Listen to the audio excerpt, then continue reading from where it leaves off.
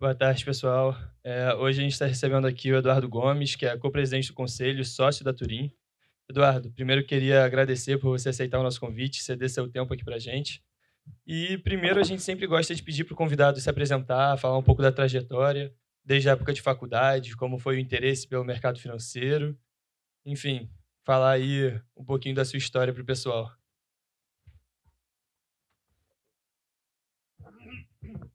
Muito bem. Então, um, dois, três, testando. Bom, eu sou filho da PUC, estou vendo o meu prédio ali. Estou saindo uma gripe, então vou dar umas tossidas e pigarrear aqui. Vamos lá. Então, eu estava falando aqui na frente, meu interesse pelo mercado, eu fazia engenharia civil, eu fui trabalhar numa empresa que fazia concretagem submarina, coisa que ninguém lembra que existe. E faz canais e portos e esse tipo de coisa. E era legal. Na verdade, eu trabalhava no computador, eu era o menino do computador. Então, quando alguém queria falar comigo, eu disse, nós chama lá o menino do computador, era eu. E só tinha um computador numa empresa de engenharia, naquela época, era um HP 85, que parecia uma máquina de escrever, tinha uma telinha de 6 polegadas e uma impressora térmica do lado e o teclado. Esse era o computador. Parecia um Apple II, um Apple I, só que tinha impressorinha e tinha a tela dentro dele. Então era deprimente, mas na época era o máximo. E então fiquei lá um ano e meio, sei lá. E depois cheguei à conclusão que eu queria ir para o mercado financeiro. Eh, e aí eu estava fazendo civil, mas eu acabei fazendo então as matérias da industrial, na época chamava industrial, em vez de produção. E quando eu fiz industrial, assim, o mundo se abriu.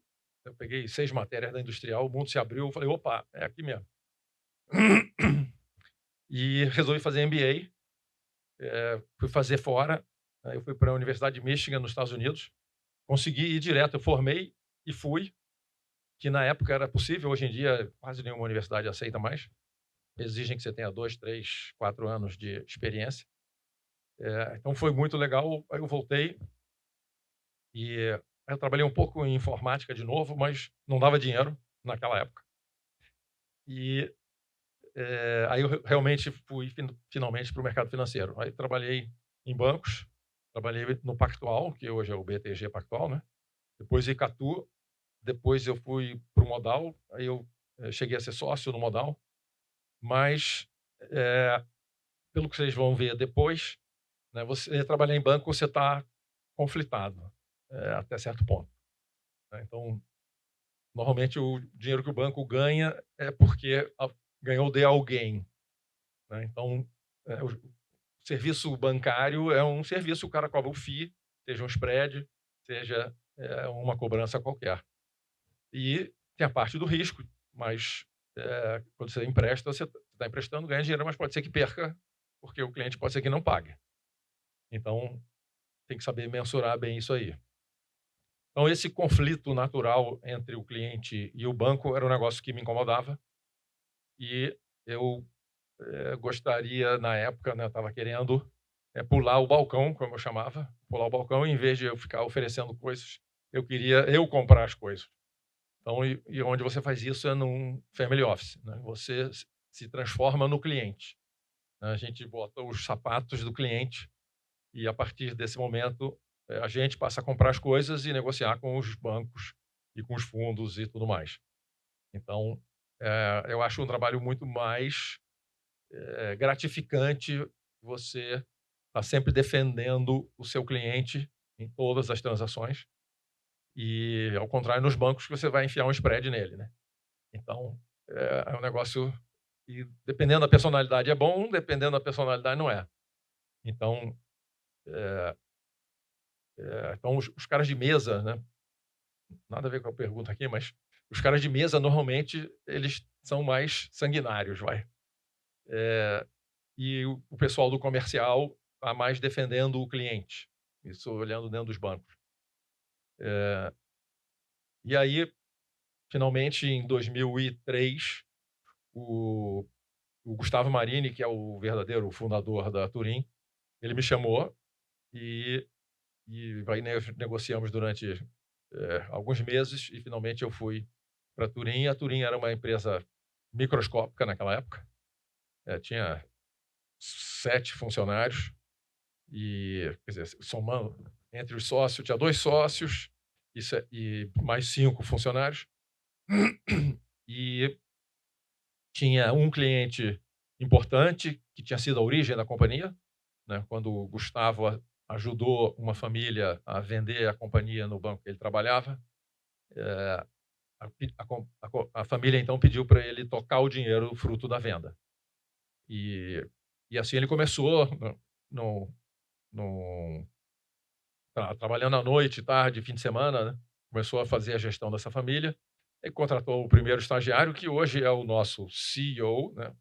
Então, eu sou co-chairman do conselho, né? Eu era co-CEO junto com o Gustavo, hoje eu sou co-chairman, e aí 2 pessoas que estão, né? O Leonardo, que está há 23 anos na Turim, ele é o CEO junto com a Ana Carolina, que é a outra CEO, e a divisão, como já era antes, o Gustavo era o cara voltado para o mercado e para os clientes, e eu era voltado para o back-office, etc., como um COO, assim.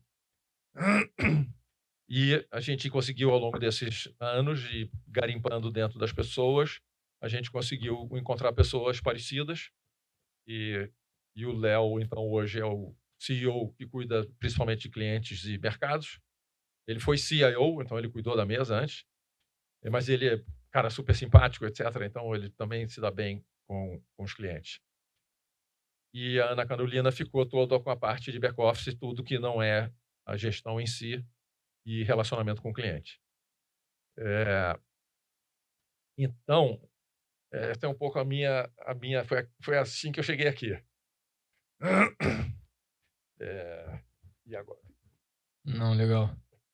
Como você bem mencionou, o incentivo também é atender ao cliente, né? Tem um incentivo ético muito forte para essa área. Mas, por outro lado, também, quando você vai estruturar um fundo para um cliente, de acordo com a demanda desse cliente, você precisa ter uma multidisciplinaridade muito grande, né? Você precisa ter um conhecimento sobre equity, crédito, para adequar isso ao perfil do cliente. E, por outro lado, também tem um lado mais comercial, de trazer isso para o contexto. Então, como é que é esse incentivo intelectual, essa multidisciplinaridade no seu dia a dia? Legal. Quer dizer, primeiro nessa parte de né, conquistar o cliente. Então, esse é um trabalho eminentemente comercial. Você tem que ter uma empatia, você tem que conseguir descrever o serviço que você faz e como é que você vai ajudar o seu cliente. E os family office estão no mundo, existem para ajudar os clientes. Mas isso não é tão fácil de vender para os clientes. Muitos clientes acabam não contratando e continuando nos bancos, onde eles vão ser espredados e vão comprar o produto do mês e vão ficar muito felizes sem saber a alternativa. Então, é difícil vender. Mas depois que você conquista o cliente e começa o trabalho, né, a primeira coisa que a gente faz é definir o perfil do investidor. E o perfil do investidor, a gente começou anos fazendo, vamos lá, amadoristicamente, né? Não existe uma ciência sobre isso pública, não tem nos livros, né? Como é que você define o perfil do investidor, mas, por um acaso, há uns 12 anos, 15 anos atrás, sei lá, a Ana Carolina, que hoje é uma das CEOs, ela estava fazendo um curso em Harvard, aí teve um jantar que estava o pessoal do MIT junto, coisa de americano, em Boston. E aí o sujeito que sentou do lado dela era do MIT e falou assim, olha, nós estamos precisando de um patrocinador para fazer uma pesquisa do perfil do investidor. Aí ela pegou o telefone e me ligou. Eduardo, pô, caraca, eu estou aqui e o cara do MIT quer fazer uma pesquisa sobre o perfil do investidor. Eu falei, ah, é? Mas vem cá, você não estava fazendo um curso em Harvard? Não, eu estou, mas fizeram um jantar e convidaram os professores do MIT também. E aí o cara sentou do meu lado e veio com essa. Aí eu falei, fecha. Quanto custa? Ela falou, não sei direito, sei lá, 30 mil, 50 mil dólares, sei lá, não sei. Fecha. Depois eu me viro com os meus sócios. mas não vamos perder essa oportunidade de poder botar o símbolo do MIT no nosso site. Bom, fizemos isso. Então, o que isso quis dizer? Então, na prática, a gente tinha já um questionário, igual você vê hoje nos bancos, todo mundo abriu conta em banco aqui, tem lá um questionário bobalhão, que faz umas perguntas meio sem graça, só para cumprir tabela, né? O governo manda ter um perfil do investidor, um suitability, então eles cospem lá umas perguntas, você responde sem prestar muita atenção, e dali tira um score, né? Soma os pontos, e aí deu lá, agressivo, deu conservador, deu moderado, sei lá. Então, como é que a gente fez? Essencialmente a mesma coisa, só que vieram 4 alunos de MBA do MIT e 2 professores, passaram uma semana com a gente aqui para fazer essas perguntas. E aí nós acabamos com um questionário com, sei lá, 45 perguntas, e a gente faz perguntas de baixo para cima, de cima para baixo. A pergunta é a mesma coisa de forma diferente, para ver se o sujeito responde igual ou se ele muda de ideia no meio do caminho. E com isso, então, são perguntas humanas, filosóficas, sobre família, legado, etc. E perguntas sobre capacidade de absorção de risco, né? O que o cara faz, né, se o mercado cai, se ele vende, se o mercado cai, se ele compra mais, ou se o mercado cai, ele fica olhando, e por aí vai. Então, a gente faz um monte de perguntas, e o professor lá de Behavior, PhD em Behavior Science, e por aí vai. Então, fizemos um questionário que realmente faz sentido. Então, eu acho que a gente consegue, né, leva 1, 2 horas conversando com o cliente, fazendo as perguntas, e aí com isso, depois dessas tabulado isso tudo, e com o conhecimento do cliente, né, tem o depoimento também de quem estava na reunião, como é que o cara reagiu, né, se ficou incomodado com as perguntas, aí o sujeito que estava na reunião diz, não, essa pergunta aqui o cara se coçou, mexeu na cadeira, pensou. Então, essa ele não tem muita certeza, não. E assim vai. Então, é um processo bastante humano, mas matemático também. Depois que a gente consegue chegar a essa conclusão matematicamente do que seria o risco que o sujeito consegue aceitar, então a gente gera o que a gente chama de uma devolutiva, que a gente faz uma reunião de novo com o cliente e a gente diz, olha, a gente acha que você é assim, né? E se o mercado cair tanto, você vai aguentar. Se cair mais, talvez você desespere. E você gosta mais de ações ou gosta mais de renda fixa, etc. Então, a gente tenta traça um perfil, leva para o cliente e diz, você é esse aqui? Aí o sujeito concorda, discorda, e então a gente bate o martelo, né? E de uns anos para cá, a gente obriga o cara a assinar, olha, então eu sou perfil moderado, eu sou arrojado, ou sou agressivo, o que seja. E quando começa o relacionamento, a gente de fato começa a investir o dinheiro dele, a gente logo sente o nível de controle que ele quer ter dos próprios recursos e o nível de questionamento, porque a gente começa a montar a carteira, a mudar a carteira que ele tinha antes, e começa a ter o feedback, né? Esse cara não gosta tanto disso. Ele não gosta daquilo. Ele gosta mais daquilo outro. Então, aí a gente, passado um tempo, a gente vai voltar e rever se o perfil do investidor dele ficou de fato correto. Então, é um processo que leva tempo e, na realidade, você só sabe o verdadeiro perfil do investidor na próxima crise. Na hora que o mercado dá uma derrubada, é que a gente descobre realmente quem é o sujeito. Então, quer dizer, hoje em dia, e agora 2022, né, teve o mercado caiu e tal, 21, 22.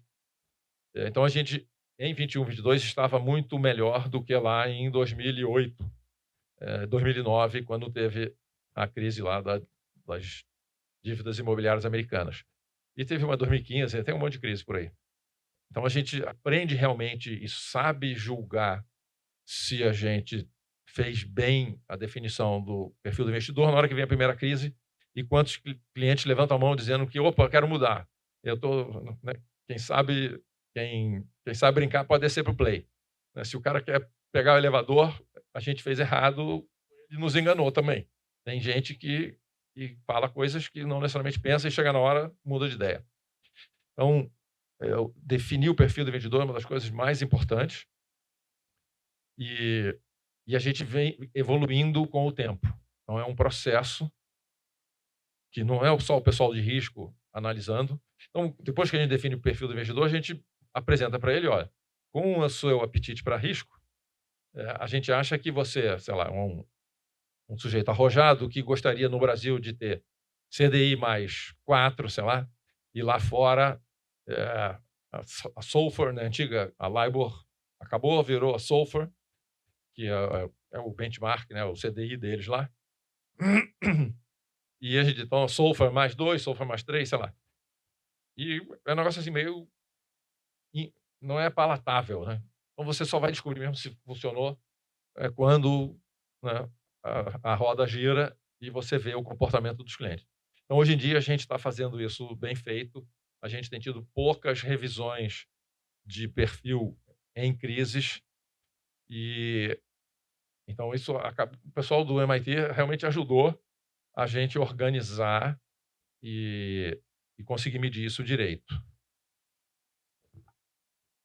Além dessa questão de se adaptar ao perfil de cada cliente, às necessidades de cada um, algo que é muito interessante no Family Office é essa tradução que acontece da parte técnica para o cliente que não entende muito sobre o assunto, quase como um professor ali. Como que se dá essa relação comercial? Quais são os principais desafios de passar para o cliente algo que é muito técnico e tornar mais acessível para ele? Bom, né, como é que a gente trata isso na prática? Primeiro, quer dizer, no momento da definição do perfil do investidor, a gente percebe logo se o sujeito conhece mercado ou não conhece, rapidamente. E ainda, voltando assim um passo atrás, durante a prospecção, nas reuniões em que as pessoas mais velhas, né, às vezes eu, Gustavo, sei lá, participa de uma reunião ou outra, a gente, pela conversa, a gente já imagina qual dos nossos sócios, funcionários, tem o perfil daquele cliente. A gente tenta fazer um match de personalidade e de conhecimento entre as nossas pessoas e o cliente. Isso faz uma diferença também enorme. Porque tem que ter uma empatia entre o cliente e o family office. Então, você bota um dos sócios, normalmente trabalha em dupla, sócio e um não sócio. Você bota um cara muito técnico com, aspas, uma dona de casa, não vai dar liga. O papo não vai rolar.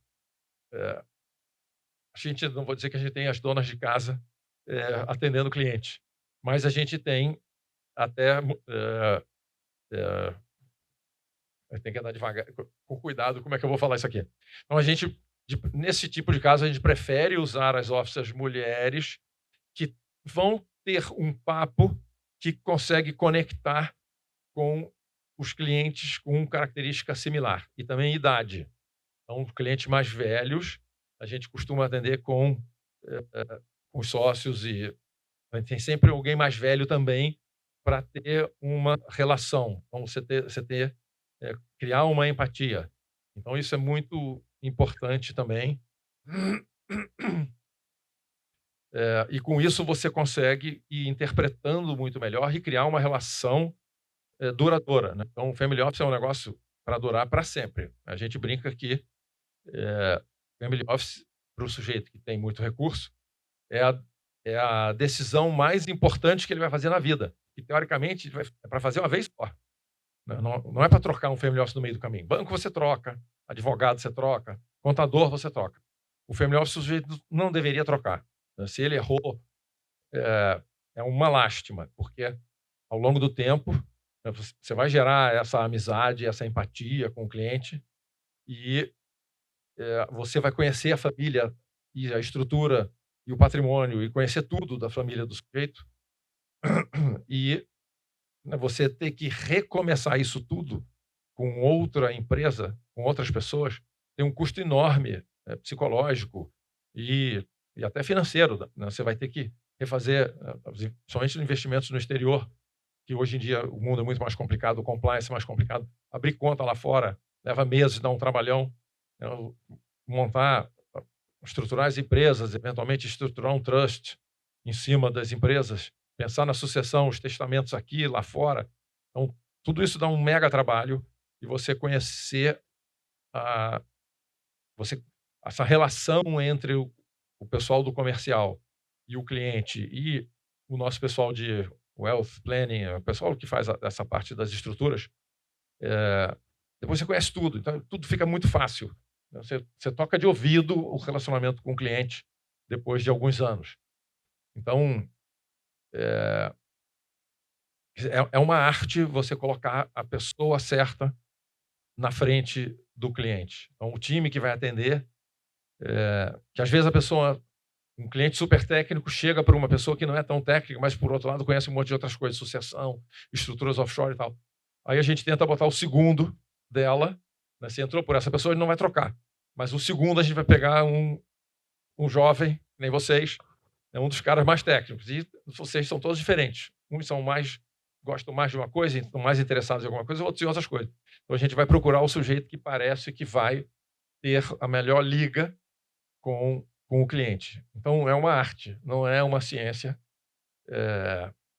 E isso a gente vai aprendendo com o tempo. Eu acho que essa altura do campeonato já estamos ficando bom nisso. Não, legal. E tem até uma questão, assim, que a gente é da Liga de Mercado Financeiro, essa é a semana de mercado financeiro, então dá a entender que Family Office vê mais pelo lado do investimento. Mas como você bem mencionou, tem toda essa questão de ver o processo de sucessão. Você mencionou também a área de wealth planning. Então, quais outros serviços, além de uma estrutura de portfólio, de olhar para o patrimônio, preservação de patrimônio, que um Family Office também oferece para essa família? Você pode também falar de produtos da Turin, como é que funciona isso no dia a dia? Primeira coisa, nós não temos produtos. Um Family Office de verdade não pode ter produto. Se você é puro sangue, você não tem produto. Nós vamos ao mercado comprar produtos. Obviamente, nós temos nossos veículos, que, se você olhar tecnicamente, não deixa de ser um produto. Mas é um produto que a gente, aspas, não cobra nada por ele. É um produto que o cliente vai pagar na taxa combinada, no FII anual que a gente combinar com o cliente, que é a função do tamanho do patrimônio. Então, se os meus sócios de investimento estivessem aqui, eles não iam gostar do que eu vou dizer. Mas investimento é commodity. Tá? O que eu quero dizer com isso? A ciência de portfólio management ela está dominada há 50 anos. Desde Miller e sei lá mais quem, esqueci o nome do outro lá. Então, isso está dominado, o custo de capital, né, o CAPM está dominado. Qualquer garoto bem treinado sabe fazer. Então, é para você... E, além do mais, na parte de gestão, se você for olhar os fundos, né, você pega uma pesquisa de todos os fundos de equity, de renda fixa, seja lá o que for, hedge funds, etc. Você tabula eles, tem aquele gráfico que alguns de vocês já devem ter visto, de colorido, e aí você pega... Primeiro você pega os mercados em si, né? Você pega de menor risco, né? Título Tesouro, depois renda fixa, depois crédito, depois os hedge funds, aí depois long and short, depois os equities e depois private equity. Aí você pega esse cara, tabula e vê ano a ano, né, a média dos mercados de cada um desses. Num ano, crédito bombou, no outro ano foi mal. Num ano, equity bombou, no outro ano foi mal. Então, o gráfico é completamente maluco e não tem nenhuma relação com nenhuma estatística. O que você pode fazer, depois de muito tempo, ver que existe o Equity Risk Premium. Então, se você ter ações, de modo geral, seja por índice, seja o que for, você acaba rendendo mais do que renda fixa. E nos países desenvolvidos, o Equity Risk Premium está em torno de 5%, 6%, dependendo da década. Que no Brasil, coitado do Brasil, é muito difícil de calcular o Equity Risk Premium no Brasil. É o que eu costumo dizer, os países não ficam pobres à toa, tem que se esforçar. Então, o Brasil costuma não perder uma oportunidade de perder uma oportunidade, né? Estou sendo repetitivo aqui, um monte de gente diz isso, mas É uma pena, mas é isso mesmo. E então,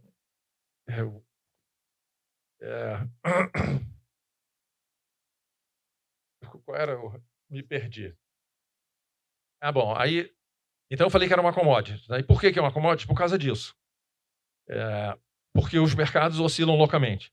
Então, o gestor que acha que é genial rapidamente estará sem emprego, porque ele tem que seguir métricas de risco e se limitar. Quando ele acha que tem uma ideia genial, ele tem que fazer um pouco dela. Quando ele acha que tem um ativo genial, ele tem que fazer pouco.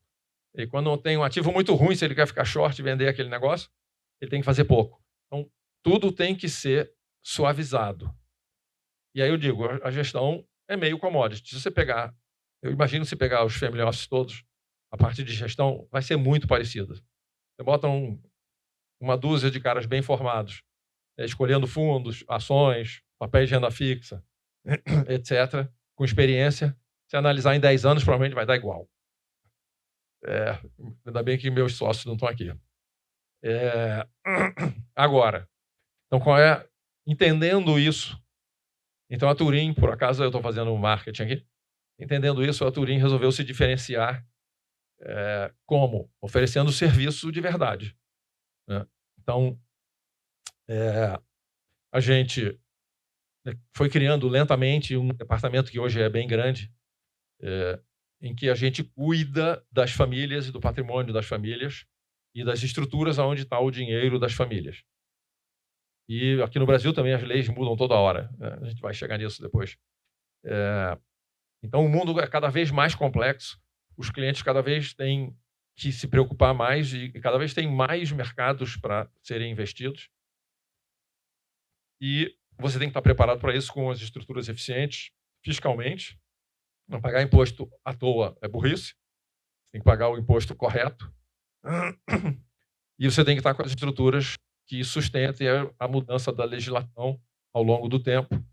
E então a Turin faz tudo isso para os clientes. Então a gente tem lá 7 advogados e meia dúzia de contadores que cuidam. Então o sujeito que tem bastante recurso, normalmente ele tem uma empresa offshore onde está o dinheiro dele dos investimentos offshore e esta empresa, então, a conta nos bancos é aberta em nome dessa empresa. Normalmente é num paraíso fiscal, Bahamas, BVI e Cayman são os principais usados por brasileiros e pela América do Sul toda, digamos. E então a gente monta a empresa, a gente faz a contabilidade da empresa. Hoje em dia, agora com a 14754 de um ano e meio atrás, a gente calcula os impostos que a empresa tem que pagar, ajuda o cliente a pagar quando chega em maio. Esse maio agora foi o primeiro que teve pagamento.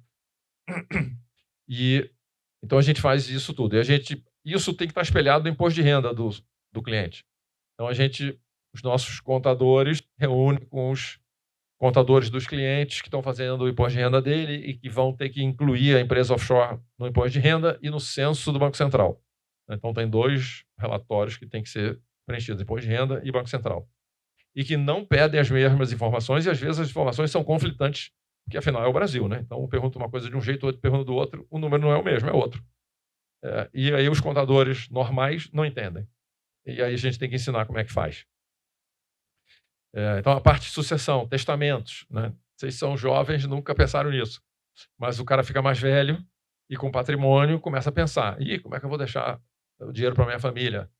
Vou deixar tudo de uma vez? Então no testamento você só consegue deixar tudo de uma vez. No dia que você morre, abre o testamento, distribui, acabou. É tudo numa mesa só.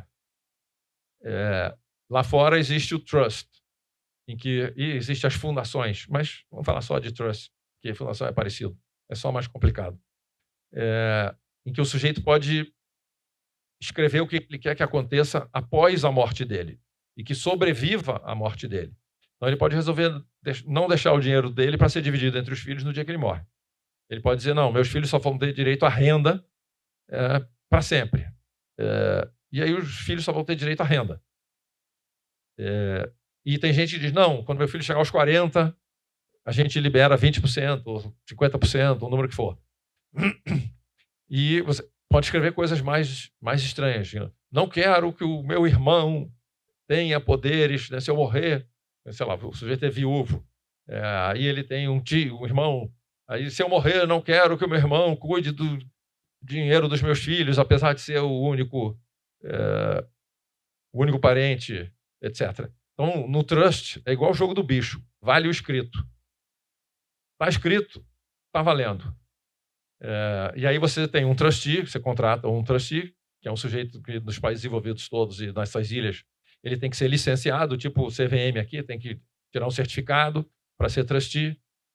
Então, a empresa pode ser certificada ou a pessoa, e essa pessoa tem leis que ele tem que cumprir e que, se ele descumprir, lá os caras vão para a cadeia. Aqui ninguém vai para a cadeia. Então, lá, esse negócio do trust funciona. O trust vem lá da época das cruzadas, quando os inglesinhos iam lá por a Terra Prometida brigar na época, com os mouros, e largava a mulher, os filhos e a fazenda com o vizinho que não ia para as cruzadas. Então, eles desenvolveram um contrato bem feito, que era para sobreviver à morte do freguês, né? Porque metade não voltava. Ia lá para as cruzadas, voltava o capacete do cara, se é que voltava.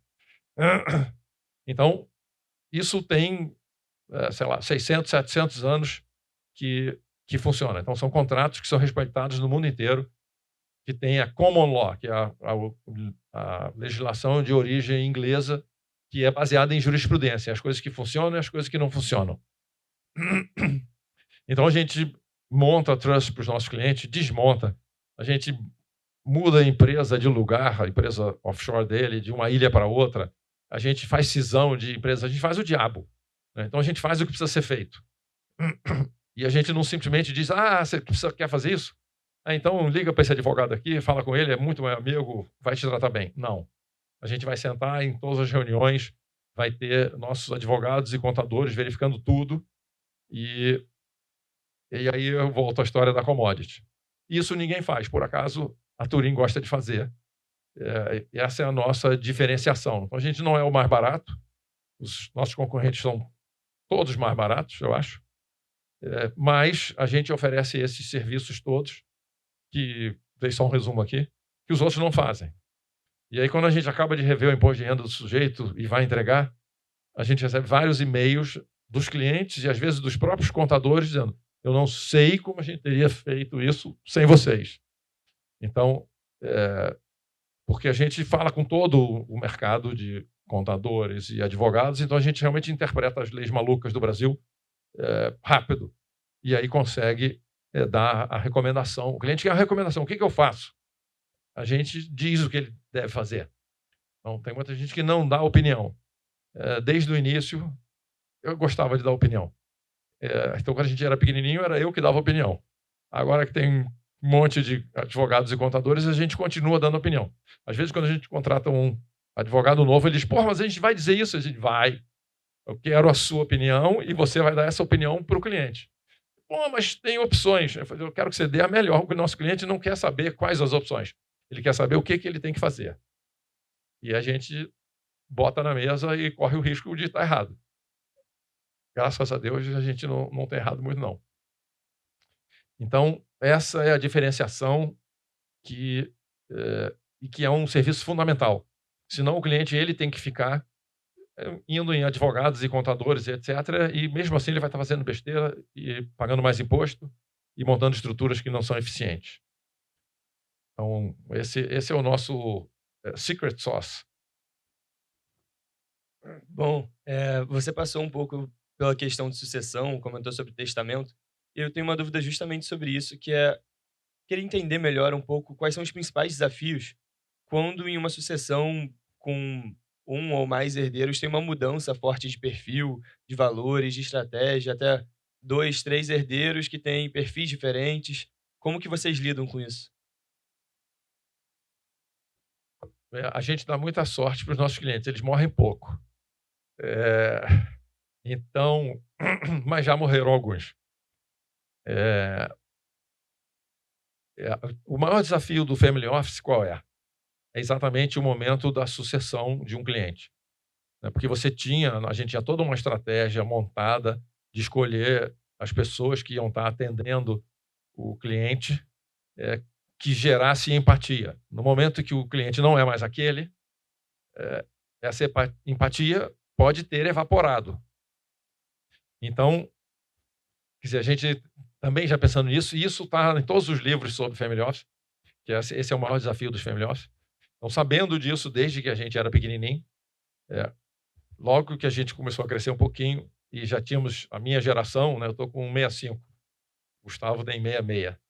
A gente tem uma geração de sócios na faixa de 40, 41, 42, 43, sei lá. Então, o que a gente faz? Primeiro, a gente, na sucessão, e antes da sucessão, a gente tenta convencer os nossos clientes que eles deveriam doar uma parte do dinheiro, antecipar uma parte da herança para transformar os filhos em clientes.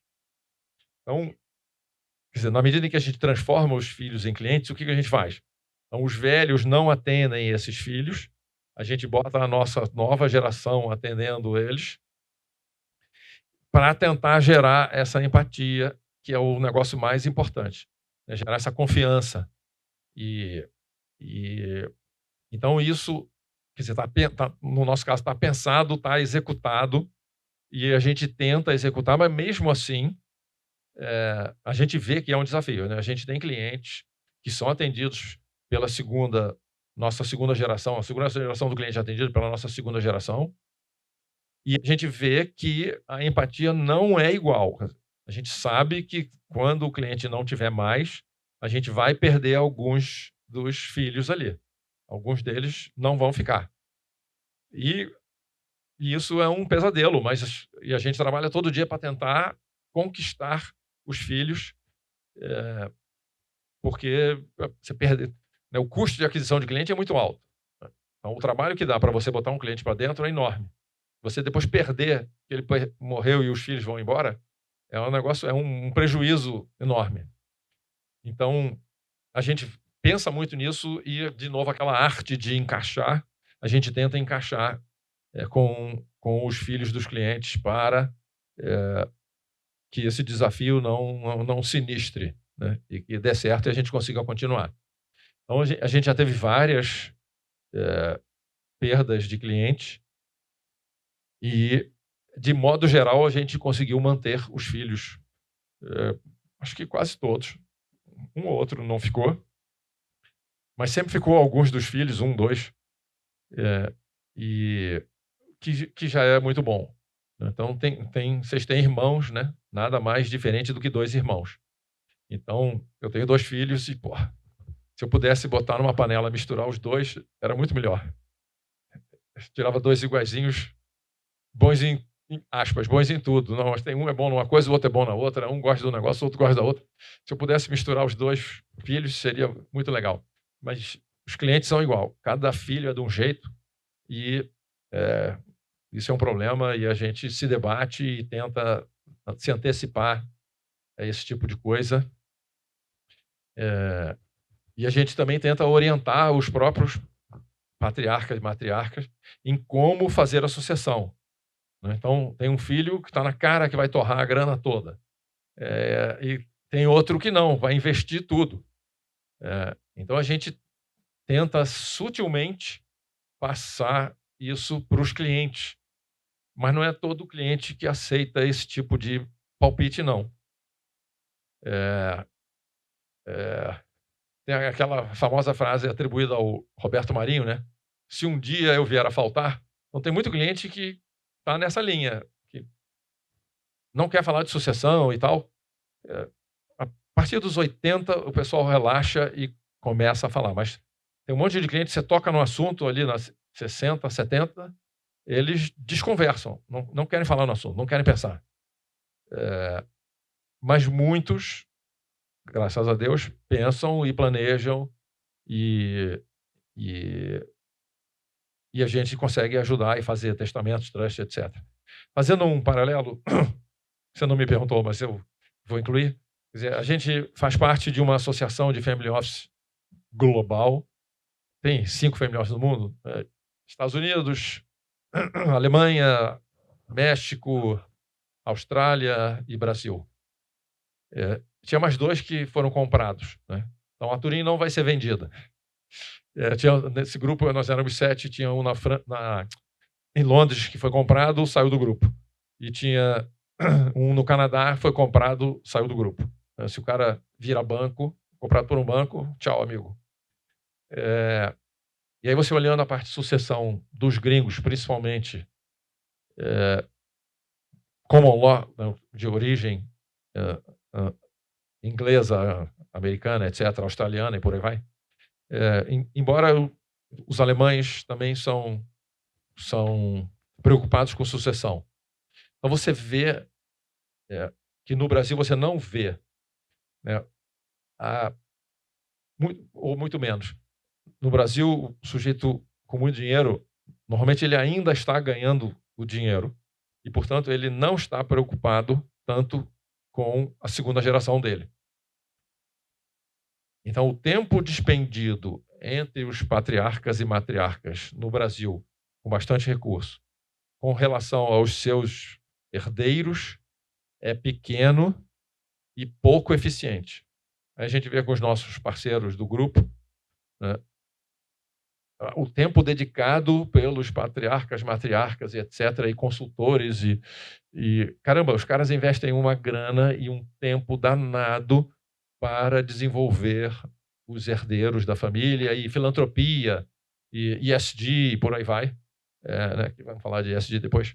Mas, então, os gringos, eles estão muito mais evoluídos nessa questão da sucessão, do legado e do retorno para a sociedade, né? Se o sujeito ganhou dinheiro com a empresa, ele tem vontade de devolver, né? Ele tem incentivo fiscal também. Eu não vou perder a oportunidade de falar que o Paulo Guedes passou a lei que dava incentivo fiscal para a educação. Se você doasse o dinheiro para faculdades, escolas, o diabo, você teria um incentivo fiscal descontado no imposto de renda um pedaço. E o amigo Bolsonaro vetou. Então, no mundo inteiro desenvolvido, tem incentivo fiscal para doar dinheiro para educação. E o Brasil, infelizmente, perdemos a oportunidade. A lei foi aprovada e foi vetada. Eu acho que isso foi um dos maiores prejuízos para o Brasil no longo prazo. Imagina se a PUC recebesse um monte de grana dos ex-alunos ricos e o cara descontasse um pedaço do imposto de renda. Imagina como é que não estaria isso aqui. Infelizmente, não passou.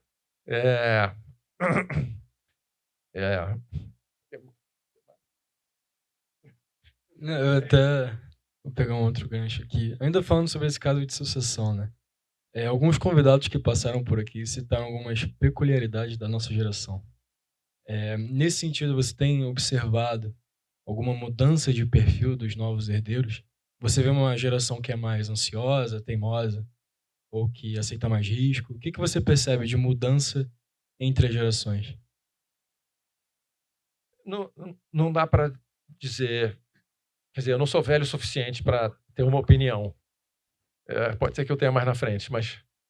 quer dizer, primeiro, a Turim cresceu muito nesses 21 anos que eu estou lá. E a gente viu poucas sucessões importantes. A gente viu poucas. Então, eu não consigo dizer se mudou ou se não mudou. Eu consigo dizer sobre o pessoal que trabalha lá, né? Então, mas não é exatamente isso, né? Então, a pandemia foi uma desgraça, né? O pessoal estudando de casa, quando chegava para trabalhar, quando veio para o presencial, né? Quer dizer, o pessoal estava muito mal acostumado, muito mal treinado e, inclusive, tinha aprendido pouco durante a pandemia. Então, aquela geraçãozinha que vocês escaparam de ficar fazendo aula no início no celular, depois sei lá o quê. Então, isso deu para perceber uma diferença muito grande. A gente teve uma queda de nível do pessoal contratado durante a pandemia versus o pessoal da escola presencial. Isso fez muita diferença. Na parte de sucessão, eu não consigo dizer, a tal geração Z, geração sei lá o quê, não tem. Mas como eu falei antes, né, o brasileiro ele se preocupa, o brasileiro com muito recurso, Normalmente o sujeito tem um pouco de culpa de ter dinheiro, né? No Brasil, culpa católica, né? O povo, em geral, acha que se o cara ganhou dinheiro, ele fez alguma falcatrua. Então, o brasileiro com dinheiro ele tem um certo receio, ele guarda as cartas junto ao corpo, e inclusive para os filhos. Então, os brasileiros, filhos de gente muito rica, de modo geral, não são treinados para lidar com o recurso que eles vão receber. E a gente vê isso nos nossos companheiros do grupo. Ao contrário, os gringos não têm nenhuma vergonha do dinheiro que têm e inclusive, querem retornar para a sociedade parte disso. E é um negócio muito bacana de ver. Mas tem um incentivo fiscal nessa história que embola o meio de campo todo. Então, precisa de um empurrãozinho para esse processo começar. Mas só famílias assim muito, muito, muito, muito ricas e com um pessoal de muito alto nível na geração que ganhou dinheiro é que tem esse tipo de pensamento, né? E tem as famílias do Itaú, do Unibanco, tem umas famílias famosas, né? Abílio Diniz, etc. Tem umas famílias famosas que se preocupam com a sociedade e como devolver para a sociedade, treinar a sociedade, por aí vai. Mas o número de famílias assim é pequeno em relação ao que deveria ser. Você passou também pelo ponto de aumento da complexidade, diversidade de opções de investimento, e eu tenho uma dúvida justamente do lado oposto. A demanda, você comentou até sobre a ESG, a demanda veio mudando bastante, tem muitas pessoas hoje que buscam investimentos com algum teor filantrópico, algum impacto, investimentos sustentáveis.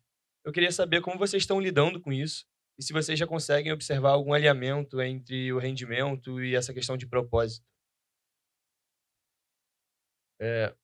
Sim, vamos lá. Mas oscilou. Então, a ESG ficou na moda um pouco antes da pandemia, né? Então, era a palavra de festinha, happy hour, ESG. Vocês já estão em ESG, não estão? Então, ficou na moda ali 2018, 2019. Aí chegou 2020, a pandemia, né? Aquele desespero e tal. Isso mudou um pouco. Então, as pessoas passaram a se preocupar muito com a parte de saúde e desenvolvimento da saúde, pesquisa de saúde, etc. Menos. Então, os clientes no início pensavam assim em devolver para a sociedade, educação, saúde, fazer esse tipo de investimentos. Mas mesmo assim, era uma quantidade pequena de clientes que realmente se envolvia nisso e que buscava investimentos. Então, a maioria, a tradição brasileira, o sujeito ele tem prevenção contra alguma coisa. O cliente nosso chega e diz: não, eu não quero ação de empresa de cigarro, não quero ação de empresa de petróleo. Eu não quero, é mais por exclusão do que por uma inclusão. Então, de modo geral, o brasileiro é mais nessa linha. Mas lá em 19 e tal, esse negócio começou a borbulhar e alguns clientes começaram a pensar nisso e tal. Inclusive, nós montamos 2 veículos de investimento com propósito, né? Que é um pouco diferente de ESG, mas que tem um propósito atrás de educação, alimentação, saúde, esse tipo de coisa. E a gente montou um veículo no Brasil e um veículo no exterior. E para conseguir captar entre os nossos clientes foi uma dificuldade danada. Então, o nosso pessoal do comercial aqui dizia: não, ninguém quer isso, não. Aí, por acaso, fui eu que me envolvi nisso. Aí eu falei: não, marca a reunião que eu vou junto. Eu vou tentar convencer os caras que eles têm que fazer.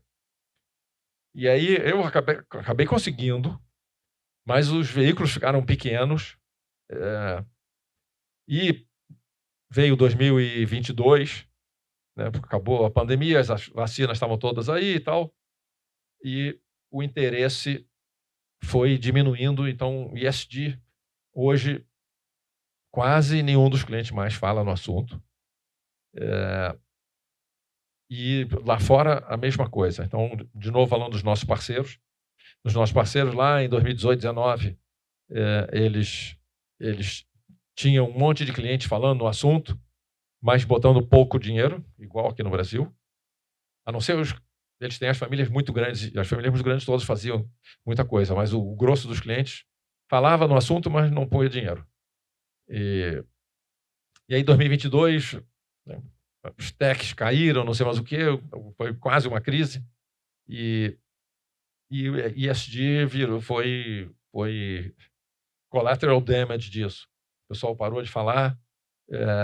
Teve o greenwashing também, né? Um monte de empresas que diziam que estavam fazendo coisas verdes. Não era bem assim, né? Estava vestindo de verde o pavão.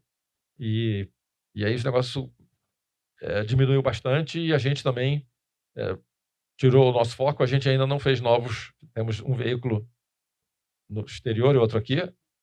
E estão acabando o período de investimento. Já fizemos os investimentos quase todos. E, por enquanto, ainda não vamos fazer outro, não. Vamos esperar esquentar de novo. Não, legal. Não, respondeu muito bem. Acho que esse lado ético também é um fator positivo para o family office, né? Acho que até pegando um gancho, você vai dizer saber melhor do que eu. Ano passado teve a resolução 179, que também exigia essa transparência dos fundos e os family offices se beneficiaram disso, principalmente a Turin, né? Nesse sentido, o que a gente pode esperar de crescimento para esse mercado? Seja pelo lado regulatório ou pelo lado estrutural, como número de milionários no Brasil. Como é que você espera o crescimento para esse mercado em questão de número de clientes, atenção para os family offices? Qual que é a sua opinião? Então, a 179 ela já existe no mundo desenvolvido todo. Então,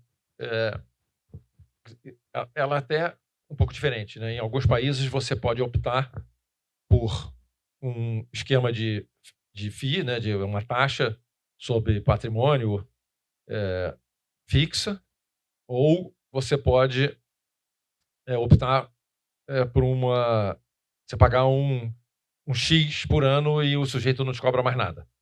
Mas, normalmente, a legislação lá fora exige o que é o best execution, né? Então, best execution é que o sujeito tem que comprar o papel pelo preço mais barato que tiver na tela, né? Ele não pode comprar o segundo mais barato, ele tem que comprar o mais barato, pela lei. E aí você tem todos aqueles controles que mostram, né, a Bloomberg, né, que é o principal provedor de preços. E lá fora, quase todos os ativos estão na Bloomberg e tem o preço. Então, você tem como verificar se o sujeito realmente está fazendo o best execution, comprando sempre no melhor preço e não botando um spread no cliente. Ou o sujeito parte para ficar aceitar ser spreadado. Ele pode aceitar. Então, lá fora existe essa permissão que um cliente sofisticado ele também tem em casa a Bloomberg, ficar olhando e passar as ordens e acompanhar o que os caras estão fazendo. Então é um pouco mais de liberdade. No Brasil, o que a 179 fez?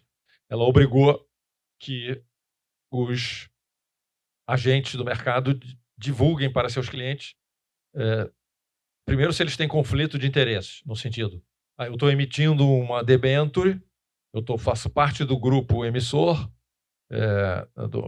dos distribuidores, do coordenador e por aí vai. Ele tem que divulgar, eu estou recebendo um FII de coordenação, eu estou recebendo um FII de distribuição e estou te vendendo esse papel aqui dizendo que ele é bom, mas eu estou recebendo um FII adicional. Então, o que aconteceu?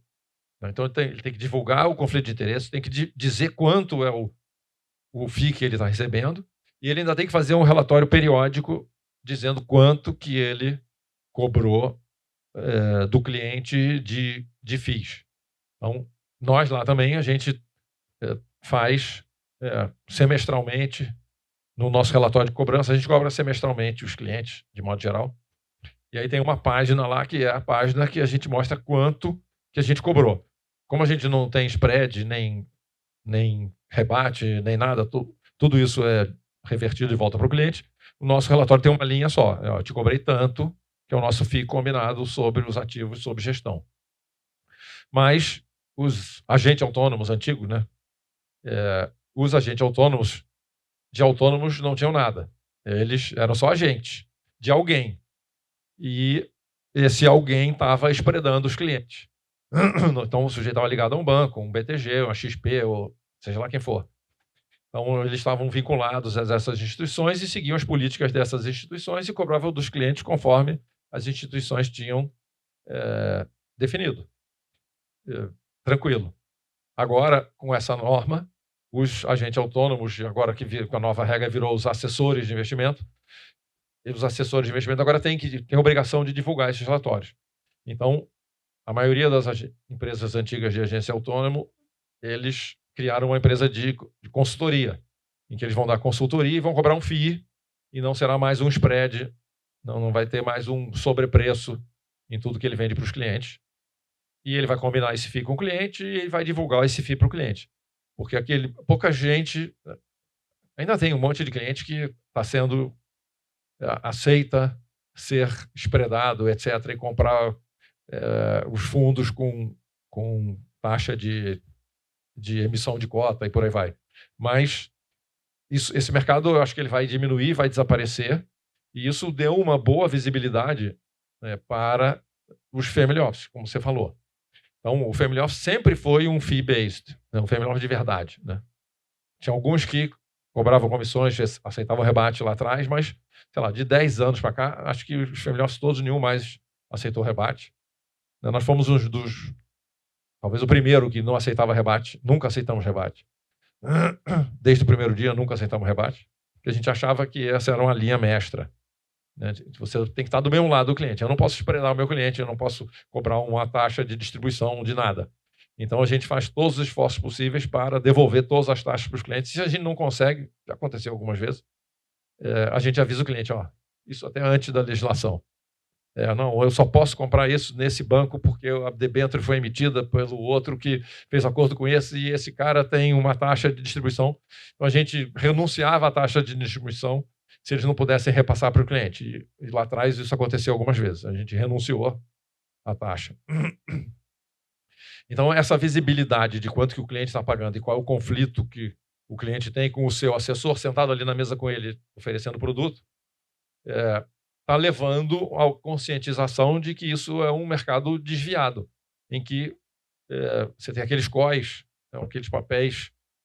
O COI nada mais é do que o cliente, coitadinho, fazendo uma operação contra a tesouraria do banco, né? A gente já sabe quem vai ganhar. Em 90% dos casos, o cara vai perder dinheiro no COI, porque a mesa achava que ia acontecer o contrário e, por isso, venderam aquele COI. Então, essa deu visibilidade. Então, ao longo do tempo, esse negócio vai minguar para um tamanho normal, porque às vezes o cliente quer tomar uma posição que ele acha que não vai acontecer, mas é um hedge natural para ele. Então, o sujeito pode querer fazer um hedge natural. E aí ele vai apostar contra a mesa do banco, torcendo para perder, porque aí ele ganhou na empresa dele. O negócio dele, a commodity ou o que seja, ele ganhou. Então, isso nunca vai acabar. No mundo inteiro tem, para dar liquidez ao mercado e para dar eficiência. O problema é que aqui no Brasil, sem transparência, isso estava sendo uma forma de tirar um leite do cliente ali, suavemente. Eu queria voltar um pouquinho para a questão do cliente, entender justamente nesse contato que vocês têm com os clientes, qual é a principal lacuna ou as principais lacunas de entendimento que você observa no investidor pessoa física. E também, não sei, se você pudesse escolher alguns, 2, 3 tópicos para ensinar para todo cliente, o que você acha que mais facilitaria a sua vida, assim, se todo mundo já tivesse um entendimento melhor? Então, começar pelos 3 pontos que eu gostaria que os clientes soubessem. E que a gente tenta ensinar, nem todos aprendem, mas a maioria. Primeiro, marcação a mercado. Então, marcação a mercado é simplesmente a flutuação do preço do papel. e ao longo da vida de um papel de renda fixa de 5 anos, ele sobe e desce em relação à linha que seria os juros que está escrito ali nele. Ele vai pagar tanto, ele sobe em relação àqueles juros, ele cai em relação àqueles juros, em função da taxa de juros do mercado e em função do risco do papel. Então, você teve o Armínio Fraga, ex-aluno da PUC, ele botou a lei de marcação a mercado uma época nos fundos. Foi um Deus nos acuda, porque um monte de fundos não marcavam os papéis a mercado, uns marcavam, outros não marcavam. Foi uma zona. Começou a conscientização da marcação a mercado lá em 2000 e sei lá quanto, 5, 7, eu não lembro.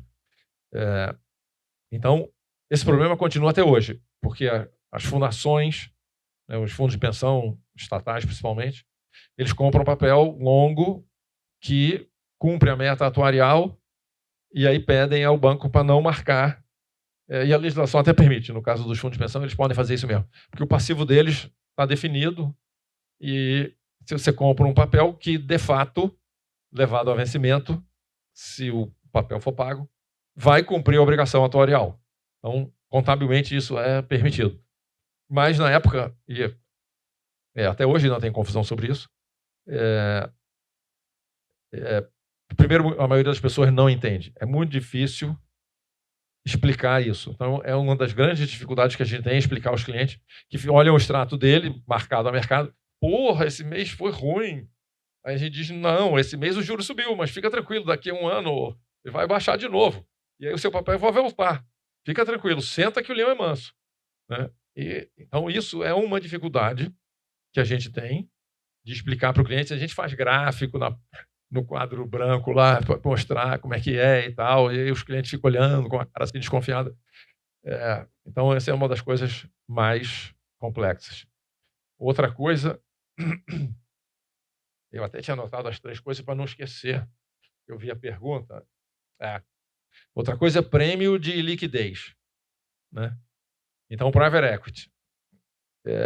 O brasileiro não tem tradição de investir em investimentos ilíquidos. Né? E com razão, né? Isso aqui é uma bagunça mesmo, esse país. Então, você investir em private equity no Brasil, você tem que ter estômago. Porque a história do voo da galinha. Né? O Zé Márcio capaz que fale isso depois aí. Mas, então, todos os estudos no mundo, estatisticamente, você vê que existe o prêmio da iliquidez. Né? Você tem o prêmio de equity, que é que vai render, na média, nos últimos 100 anos, 5% ou 6% a mais do que a renda fixa e as outras coisas todas.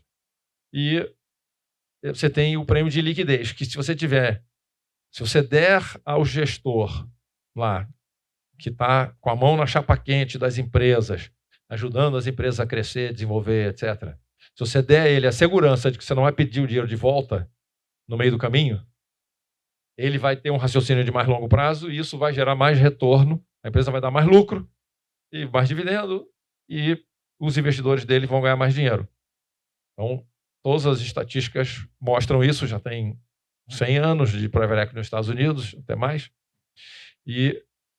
Mas, então você vai render quanto? 2, 3% a mais, sei lá, na média. Então, 2, 3% para uma família com muito recurso faz muita diferença.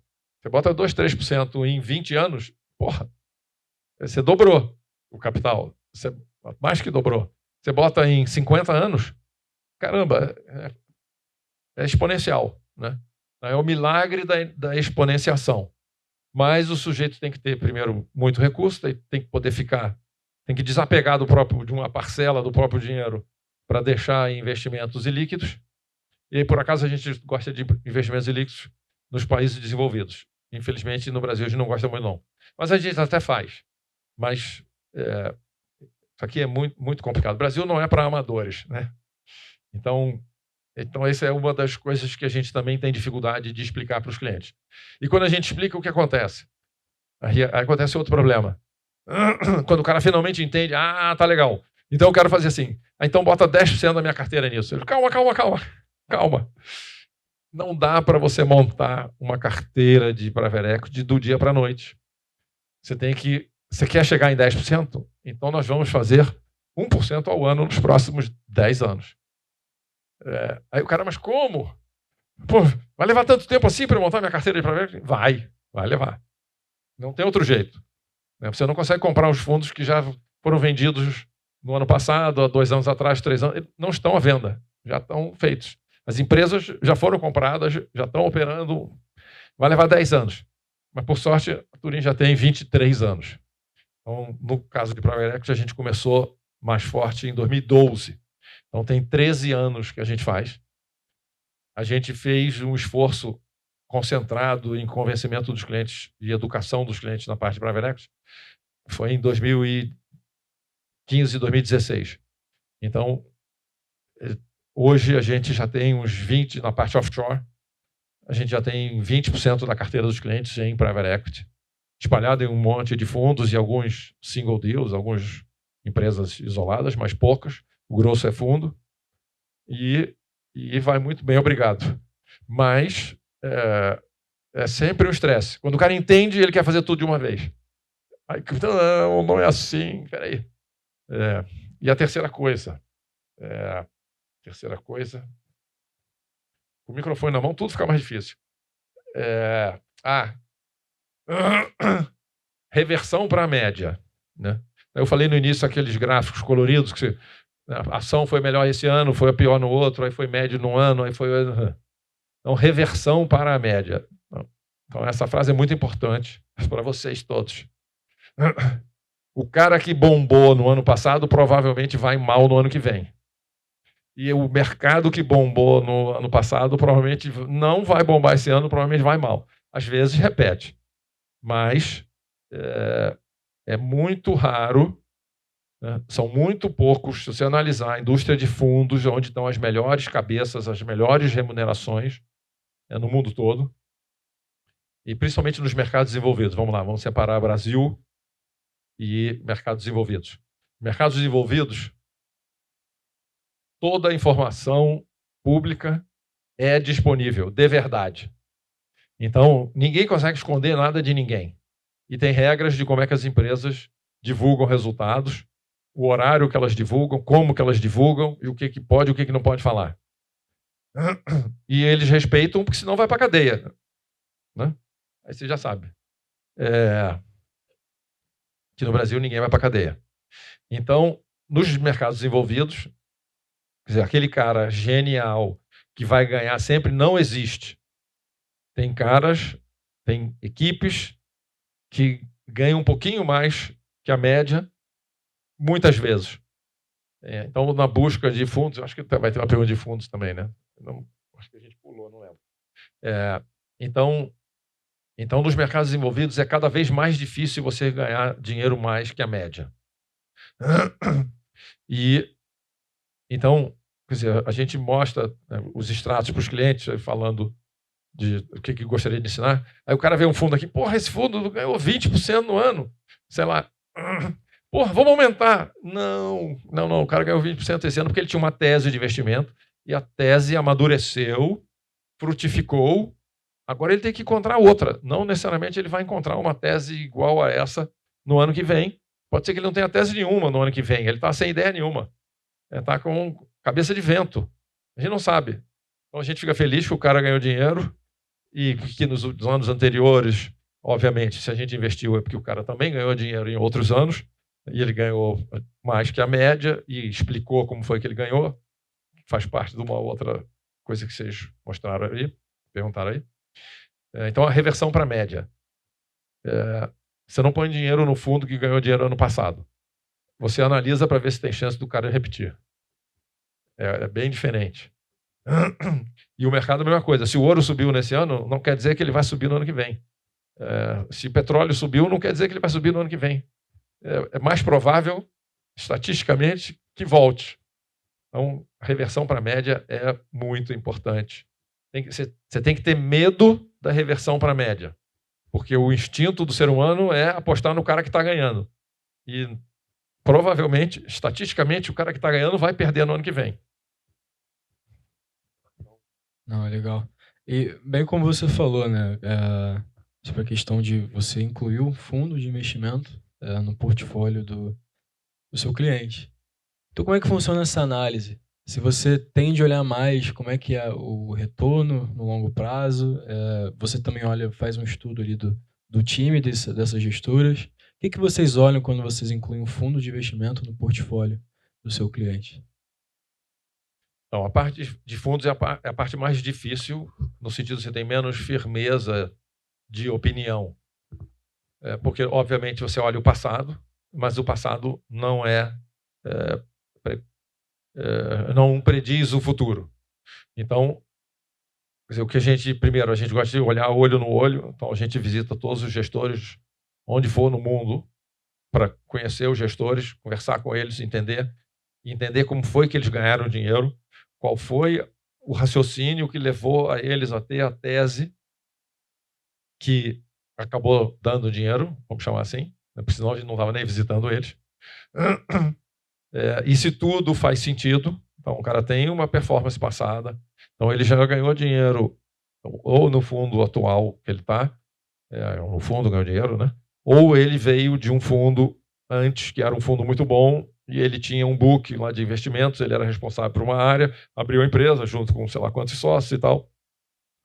Então a gente também investe esses caras que são, aspas, terceirizados. E principalmente, lá fora tem um mercado importante disso, nesses mega fundos, que tem 10, 20, 30, 40 bi, sai uma equipe e ela costuma, quando o cara é bom mesmo, o fundo mãe faz um aporte de capital no fundo que foi terceirizado. Então isso é um grande critério de saber, esse cara deve ser bom, porque os antigos patrões botaram a grana com ele. Então, como era a performance dele, onde ele estava, se os patrões botaram dinheiro com ele, quando ele abriu a nova gestora, a rentabilidade e a equipe e o raciocínio lógico atrás de como que ele ganhou dinheiro e de como que ele perdeu o dinheiro. Então a gente pergunta, você ganhou dinheiro em que tipo de coisa? Aí o cara explica, em que ações, em que papéis, dependendo do tipo de fundo. E aí você perdeu dinheiro no quê? Aí ele fala, não, perdi dinheiro nessa empresa aqui porque eu acreditava nisso, acreditava naquilo. E, deu errado. Então, a honestidade, transparência e o raciocínio lógico e razoável. Quer dizer, a gente ouvindo o cara diz, bom, nessa situação, eu também teria investido nessa empresa. Então, essa lógica do que acontece, de fato, seja positivo, seja negativo, se tudo faz sentido, a equipe, infraestrutura, e os investidores, se é um monte de banco investindo nele ou se é pulverizado. Então, tem um monte de critérios que ajudam a decidir que fundo a gente investe e não investe. E aí, dando um exemplo, né, vocês devem lembrar, já tem até filme, né, do Madoff, né? Aquele Bernard Madoff que tinha o Fairfield e sei lá, outros fundos. Era o cara que ganhava sempre, né? E aí, um monte de cliente chegava na carteira com esse fundo. É um fundo em Nova York. E a gente não conseguia entender como é que o fundo ganhava dinheiro. Aí, tanto o cliente chegou com o raio do fundo e que a gente não conseguia entender, né? Você pegava o material do fundo e fazia call e nada. Então, vamos lá, Nova York, sentar na frente do cara. A gente nunca tinha investido proativamente. A gente só recebia na carteira dos clientes. A gente achava aquilo muito estranho. E aí fomos lá visitar. Aí veio um cara do RI e explicou coisa com coisa. Aí o nosso sócio da mesa na época falou, porra, não entendi nada do que o cara me explicou. Eu acho que ele também não sabe o que ele está falando. O cara não era de investimentos, era um cara do comercial lá, RI. Relações com investidores. Aí voltou para o Brasil e tal, aí continuamos falando mal desse fundo para os clientes. O cliente chegava aqui, a nossa recomendação é saca. Deu lucro? Maravilha, põe no bolso. Aí, passados uns meses, um ano, sei lá, vamos de novo a Nova York. Não é possível, continua chegando cliente com essa porcaria desse fundo. E todos os bancos, que a gente sabe o nome, vendiam. Empurravam nas carteiras dos clientes, todos eles ganhavam uma comissão grande. Sempre a comissão. Aí visitamos o cara, não, agora queremos falar com o Bernard Madoff mesmo. Agora eu quero reunião com o cara. Não quero mais RI, não. Aí marcamos, fomos lá. Aí chegamos lá, O cara entrou na sala, apertou a mão de todo mundo e saiu. E deixou um outro cabeça de bagre lá para tentar explicar como é que eles ganhavam dinheiro. Mas pelo menos era um cara mais técnico. E aí, de novo, não explicou coisa com coisa. A gente voltou, ainda tinha uns 2 ou 3 clientes com esse fundo e falou, cara, resgata, porque isso aí vai dar problema. Esse fundo, eles não explicam, não querem explicar, se recusam a explicar. É diferente.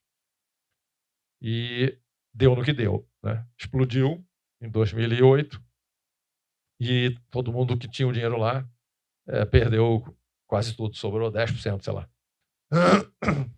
Então, esse negócio de você tem que entender como é que o cara ganha dinheiro.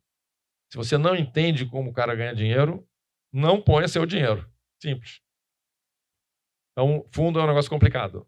As pessoas são fundamentais, o histórico, a infraestrutura, tudo. Legal. Encaminhando agora para o final do nosso painel, a gente passou por várias nuances que fazem com que um family office tenha um modelo de gestão muito personalizado. Uma preocupação que fica na cabeça é como julgar o desempenho, se esse julgamento pode se tornar subjetivo à medida que cada cliente tem uma questão de propósito, tem um perfil diferente. Queria entender que indicadores vocês costumam utilizar, como que vocês conseguem comparar esses desempenhos de perfis tão diferentes. A gente combina, né, começando pelo final, a gente combina com os clientes o benchmark. E, na realidade, a gente combina e a maioria dos clientes não é sofisticado, então, na realidade, a gente diz para eles qual vai ser o benchmark. É mais ou menos assim que funciona. Mas um ou outro cliente realmente sofisticado, ele pede um benchmark diferente do padrão. Mas, normalmente, no Brasil é CDI ou Bovespa, ou um mix dos dois. E lá fora é a Sulfur e, às vezes, SP500, que são os índices principais. Então, nas nossas análises, a gente usa os índices setoriais, ou por ativo, digamos. Então, você tem o índice de hedge funds, você tem o índice então, tem subíndices, né? Você tem então, renda fixa, soberano, tem um índice. Renda fixa privada, tem outro índice. Então, a gente se mede internamente para saber se a nossa mesa está trabalhando direito contra cada um desses índices dentro da carteira do cliente. Então, os índices de hedge funds, os índices de equity, os índices de tal. Então, a gente tem que definir qual é o índice apropriado para aquela carteira, que tem cliente que tem mais ação, cliente que tem mais renda fixa. E aí a gente faz um percentual de cada índice, faz o índice mix para ver como é que a mesa está andando. Mas, na ponta, com o cliente, a gente simplifica, porque a gente usa vários índices para medir a nossa performance internamente. Agora, para o cliente, a gente simplifica. Então, normalmente, SP500 ou a Sulfur, e pronto. Os clientes sofisticados, a gente realmente dá um pouco mais. Só voltando na pergunta anterior, que eu esqueci de falar, né? Então, eu falei que não existe o cara que ganha sempre. Existe. O problema dos fundos que ganham sempre, quando são verdadeiros, o que acontece? Eles devolvem o dinheiro dos clientes, fica só com o dinheiro dos sócios. Então, existe no mundo uns 3 fundos, o Medallion é o mais famoso. Os caras ganham dinheiro há, sei lá, 35 anos ou 30, não lembro. E eles já devolveram o dinheiro dos clientes há 10 ou 15 anos. Ficaram só com o dinheiro deles. E os caras realmente, não sei como, os caras ganham dinheiro. É um fundo sistemático. Então, computador, os caras têm não sei quantos centenas de PhD. Pessoal de sinais, desses que ficam olhando as estrelas, eles contratam para pegar sinais. E o incrível é que os caras ganham dinheiro há, sei lá, 35 anos. Mas hoje em dia é só o deles. Aí eles montaram um fundo para os clientes botarem dinheiro que não rende nem 1/3 do que o fundo deles rende. E é igual a um outro fundo qualquer, ano ganha, ano perde. Então, o cara que ganha sempre, cuidado. Eu só conheço assim um. E eu estou nesse mercado há 40 anos. Só conheço um. Bom, pessoal, encaminhando para o final do nosso painel, a pergunta que a gente tem a gente discutiu muito sobre o crescimento do mercado de MFO E à medida que esse mercado vai crescendo, também tem muito jovem que tem interesse de ingressar nesse mercado. Então, que dica que você daria para um universitário que quer trabalhar com Family Office? Se você tem indicação de leitura, quais outras experiências que você encoraja que a gente busque para se destacar nesse setor? Bom, eu acho o Family Office um negócio muito legal, por isso eu estou há muito tempo lá. E, quer dizer, leitura... quer dizer, eu uma vez, quando eu estava no Icatu, um dos sócios lá foi nos Estados Unidos, sei lá onde, encontrou com o George Soros, né? O famoso George Soros. Aí o George Soros falou para ele que todo cara do mercado tinha que ler a Economist, a revista inglesa. Então já se vão 30 e sei lá quantos anos que eu leio a Economist. Desde então. E estudante tem desconto. Então, você estar antenado no que está acontecendo no mercado, né? Então, ler as revistas de economia, de modo geral, e a caderno de economia do Globo, ou sei lá de quem. Então, você saber o que está acontecendo e ter um raciocínio atrás, né? Você está vendo as coisas que estão acontecendo, o juros está subindo, está caindo, o desemprego, essas coisas, né? Você acompanhar isso tudo para quem quer ir para o mercado é fundamental. Você tem que ter na cabeça uma gangorra, né? Entre juros, emprego, crescimento. Você tem que acompanhar isso permanente. Porque os clientes, se você for trabalhar nesse mercado, os clientes vão te perguntar sobre isso, né? Então, a leitura é mais mundana do que livros sofisticados e por aí vai. É você saber o que está acontecendo, saber o porquê das coisas e a cada movimento que você vê, perguntar para os colegas, para o professor, para o patrão, né, os colegas de trabalho do estágio e tal. Então, você estar antenado, estar curioso é a melhor coisa, né? A gente vê lá na Turim a garotada, né? Eu gosto de brincar um pouco. Aí eu gosto eu gosto do estagiário abusado, né? E o que é o estagiário abusado? O estagiário abusado é aquele cara que está ali, as pessoas mais sêniores estão conversando aqui e o estagiário está sentado ali, mas ele está ouvindo o que a gente está falando. Aí daqui a pouco ele faz uma pergunta. Não, mas por que isso ou por que aquilo? Aí o cara faz uma, faz duas, faz três ao longo de alguns dias ou semanas, aí ele vira logo o estagiário abusado. Pode apostar que ele vai ser o primeiro a ser promovido.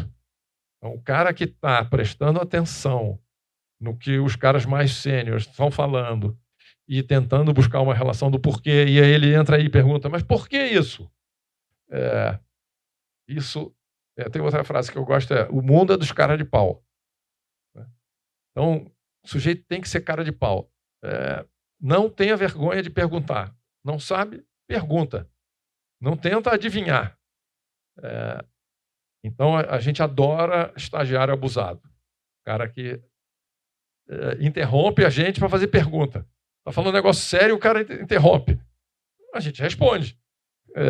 Aí depois a gente diz, esse cara pergunta muito, esse cara é bom. O cara está antenado. Então, se manter atualizado do que está acontecendo na economia no Brasil e no mundo, ser cara de pau, perguntar sempre. Não leva a dúvida para casa, né? Não sei se pai e mãe vai saber responder, então, pergunta ali mesmo. Não espera. Não, legal. Você vê experiência em, enfim, estudo, tentar replicar o que o analista faz no dia a dia como um diferencial, um desafio, por exemplo? Você acha que vale a pena investir nisso? Por exemplo, o que a gente faz muito aqui na Liga é núcleo de estudo. Então, geralmente, a gente analisa uma empresa para justamente replicar o dia a dia de um analista. Quanto que vocês valorizam isso? Se vale a pena também focar em um desafio? Vocês enxergam isso com bons olhos? Sim. O desafio Turim está vivo, né? Então, você participou, ganhou. João Pedro aí, então ele pode contar um pouco da experiência dele.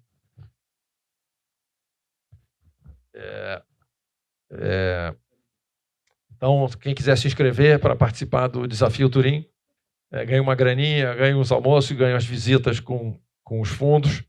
Então, o João Pedro participou, gostou muito das visitas, né? Visita de trabalho com os fundos, tudo isso que a gente falou aqui, como é que a gente entende o trabalho, como é que eles ganham dinheiro, etc. Ele viu como é que a gente faz. E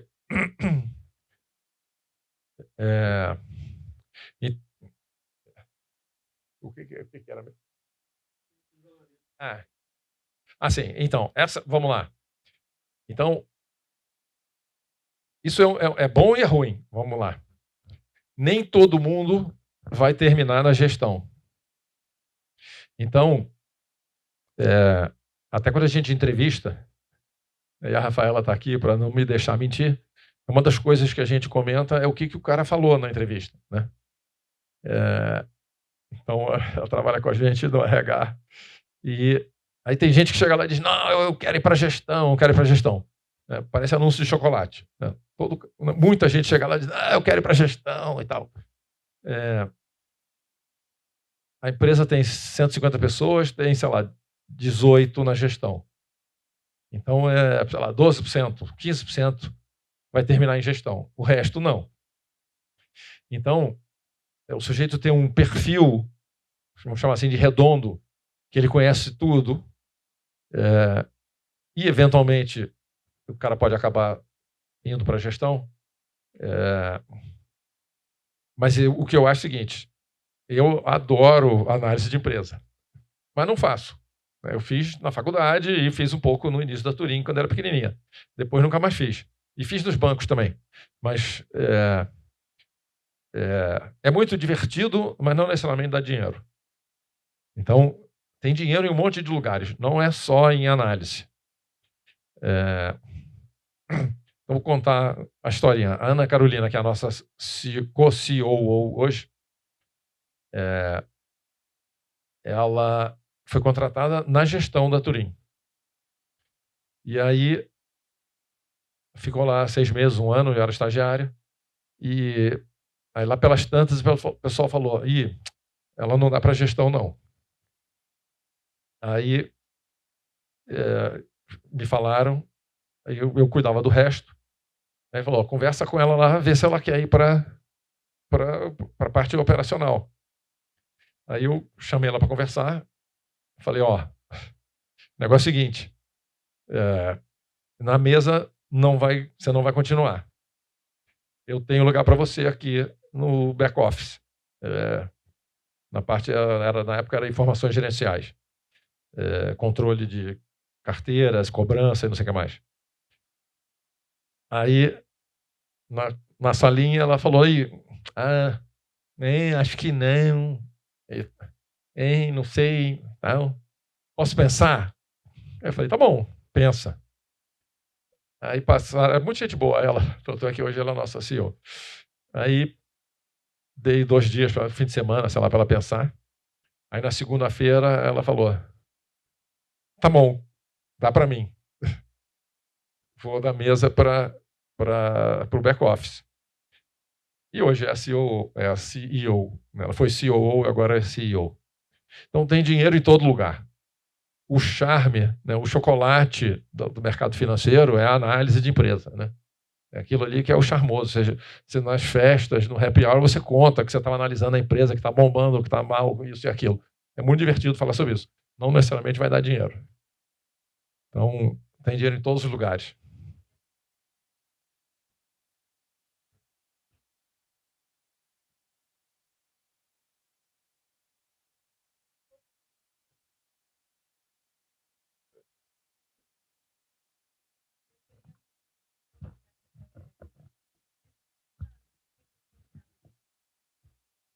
Contando a história dentro dessa linha, o perfil, né?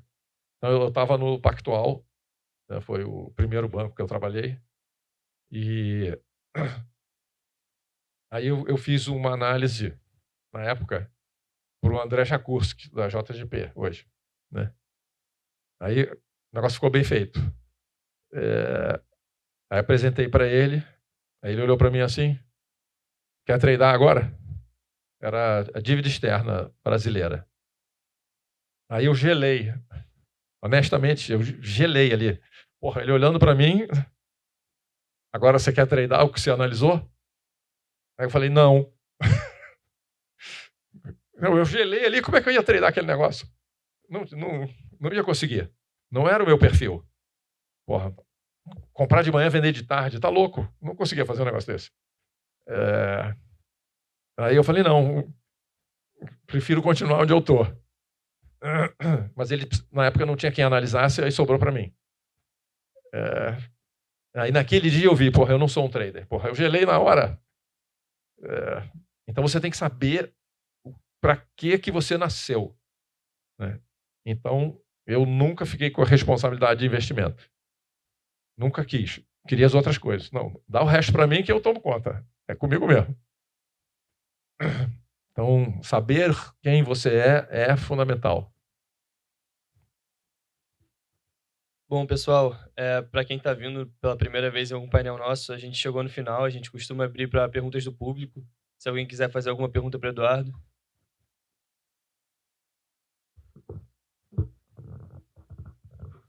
Bom, primeiro, obrigada, Eduardo, por ter vindo. Eu tenho uma pergunta sobre a questão da carteira dos clientes. Eu queria saber até que ponto um cliente ele pode opinar na montagem da carteira dele, porque às vezes você pode ter um cliente extremamente conservador, aí você vai ter ali um custo de oportunidade, né, que vai estar perdendo, ou também um cliente extremamente agressivo, que pode estar querendo ser arriscado demais. Então, até que ponto vocês podem se adaptar para o perfil de um cliente na montagem da carteira dele? Então, a gente aceita esse tipo de coisa, né? Então, a gente tem 5 perfis, 1, 2, 3, 4 e 5. Então, isso acontece muito com os clientes perfil 5, né? Que normalmente são os caras mais sofisticados também. Normalmente, o cara perfil 5, ele tem bastante dinheiro já, né? Para o cara ter coragem para correr risco, ele costuma ter um cofrinho grande. E alguns interferem na carteira mesmo. E aí, primeiro, qual é a nossa defesa para não deixar ele interferir? A CVM proíbe. Então, o gestor no Brasil tem que ser discricionário. Por quê? Não sei. Alguém escreveu isso lá. No Brasil, as coisas acontecem por acaso. Alguém escreveu. No mundo não existe isso. Então, nos Estados Unidos, que a gente tem registro na SEC, a gente tem contratos com clientes, todos brasileiros, mas alguns morando lá, e etc. E lá, o sujeito que está contratado no contrato interno, nosso contrato offshore, ele pode interferir quanto que ele quiser, que a legislação não se incomoda. Aqui, a legislação proíbe. Então, vida real. O que a gente faz? O sujeito quer que a gente compre um negócio para ele. Então, a gente é obrigado a analisar aquele treco, tem que fazer um relatório aprovando o investimento naquele negócio e, eventualmente, até a gente compra para mais gente, mas a maioria das vezes a gente compra só para o sujeito que pediu. E quando a gente não gosta, o que acontece? A gente dá uma analisada e diz, isso aqui não vale a pena. Aí o cara, não, mas eu quero fazer, eu conheço o gestor, eu conheço sei lá quem, eu conheço o fundo, quero fazer. Tá bom, então vou te dar uma cartinha, você vai assinar aqui, que essa é uma decisão não discricionária. A gente faz ele assinar. E aí a gente não cobra performance sobre esse investimento. Por sorte, o nosso sistema, desde o início, tinha como excluir ativos com performance.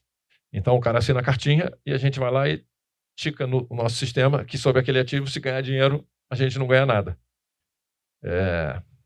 Mas, por sorte, é pouco.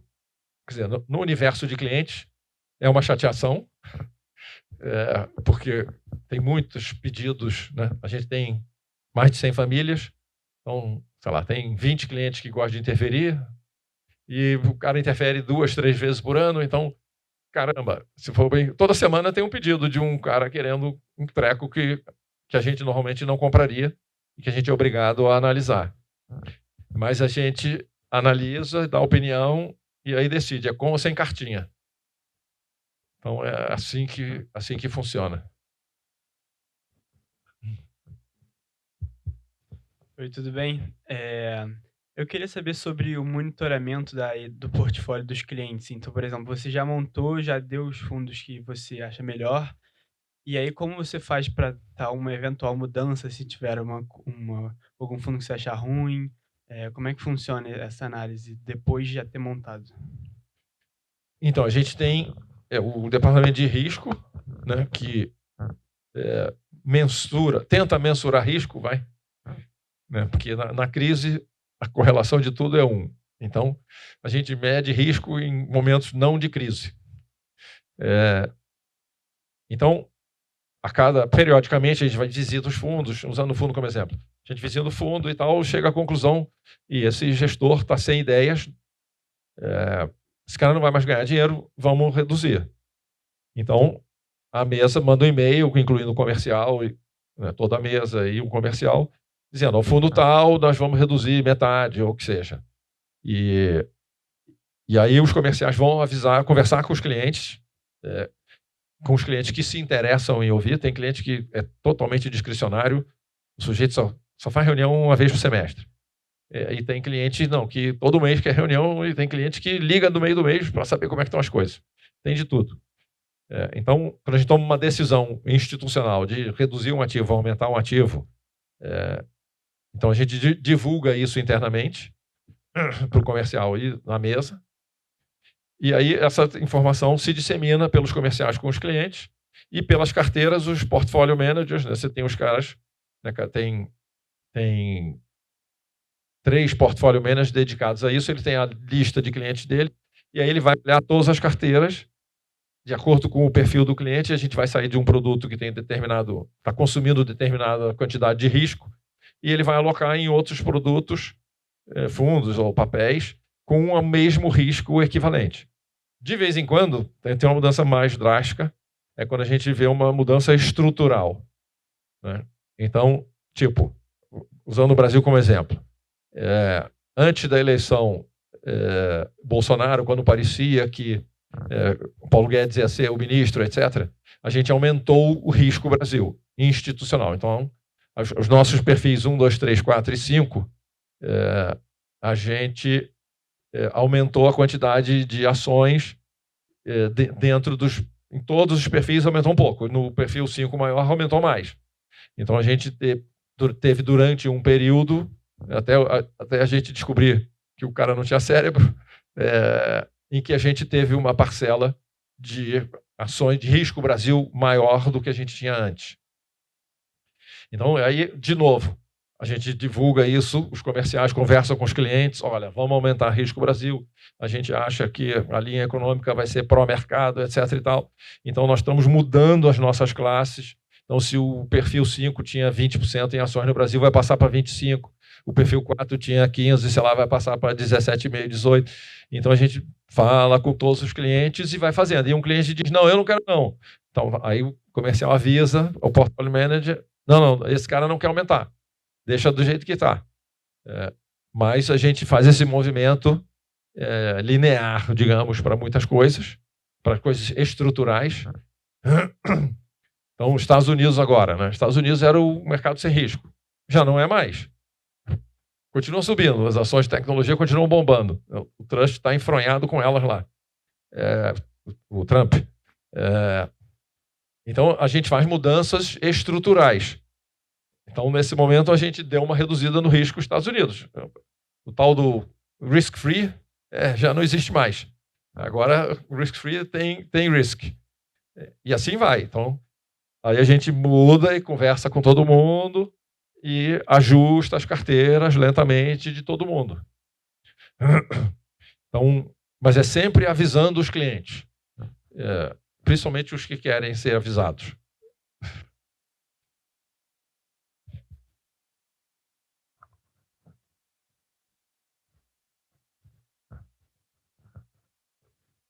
Boa tarde a todos, parabéns, Eduardo, pela palestra. A minha dúvida, pegando o lugar que você falou de private equity, é se vocês fazem venture capital também, ou no Brasil, ou lá fora. Sim. Eu acho que eu até falei a palavra venture capital. A gente faz bastante venture capital também. Desde que a gente começou o nosso programa de private equity, lá em 2015, por aí, a gente começou o venture capital também. O problema de venture capital era outro. ninguém queria o nosso dinheiro. A maioria dos fundos que a gente visitou lá no Silicon Valley, a gente, para conseguir visitar, tinha que conseguir uma invitation. Existe um mercado no Silicon Valley de apresentadores de fundos. Você paga uma pessoa para levar você nos fundos. A gente conseguiu não pagar, mas porque a gente tinha... a gente deu sorte também. Quanto mais a gente treina, mais sorte a gente tem. Então, a gente deu sorte e um dos clientes nossos era um cara de tecnologia que tinha feito IPO, vendido a companhia, o Diaba 4. Então, esse cara tinha um networking de Venture Capital. Então, a gente usou esse cliente para nos apresentar na primeira viagem, sei lá, fomos 5, 6 fundos lá em São Francisco, Palo Alto. E aí, nas outras viagens, um fundo foi apresentando para o outro, apresentando para o outro, apresentando para o outro. E aí, hoje, a gente tem uma carteira de Venture Capital grande, que deve estar, tipo, 5% da carteira dos clientes em, sei lá, uns 15 fundos diferentes e alguns investimentos single deals, normalmente fazendo um co-investimento com algum dos fundos que a gente investiu. Então, a gente criou veículos. A gente tem uma linha de fundos chamado Synapse, é o nome dos fundos. Synapse 1, Synapse 2, Synapse 3, Synapse 4. Então, somados eles todos, deve estar perto de 250 milhões de dólares, uma coisa assim. E aí cada um deles tem uns 7, 8 fundos dentro. E a gente fez fundos bianuais. Então, Synapse 1 pegou, sei lá, 2018, fazia conta de trás para trás. 24, 23, 22, 21, 20, 19, 18, 17. Então, o primeiro Synapse deve ter sido 2017. A gente fez fundos bianuais para diluir custo da estrutura do fundo. Então, hoje, a Turin é conhecida no Silicon Valley como um dos investidores brasileiros mais presentes. Mas esses últimos 2 anos não estão bem.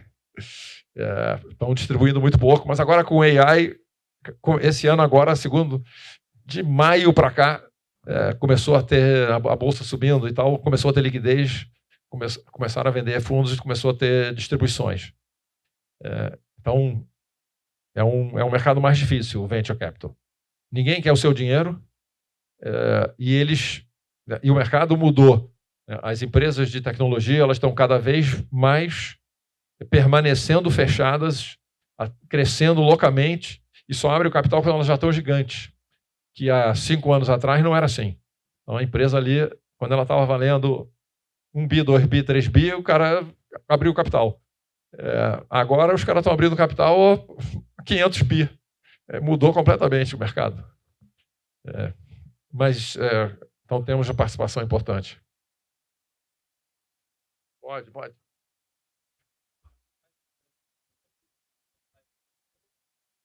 Não, a gente faz Brasil também, mas como eu falei, o Brasil é um país muito mais arriscado. Então a gente faz, não sei nem se 10% do que a gente faz lá fora, deve ser tipo 5%. Fazemos muito pouco, muito pouco. E tem uns fundos brasileiros bons e a gente investe neles. E com investimento direto em Venture Capital Brasil, a gente até já fez, mas, sei lá, 3 ou 4 mixaria. E nem todos deram certo. Então, o índice de acerto no Brasil é muito pior. Bom, pessoal, chegamos ao fim do nosso painel. Como de costume, a gente sempre faz sorteio de um livro. O livro dessa vez é A Psicologia Financeira. Mas antes da gente anunciar o vencedor, fazer um rápido merchan ali. Então, pessoal, nosso processo seletivo está aberto até domingo, tá? Fica aqui também um convite para passarem nos stands dos nossos patrocinadores. A 20 está com um Summer Job, então é bem legal para vocês tirarem dúvida como é que funciona. A Icatu também está lá, vocês podem mandar currículo para eles. Então, fiquem à vontade.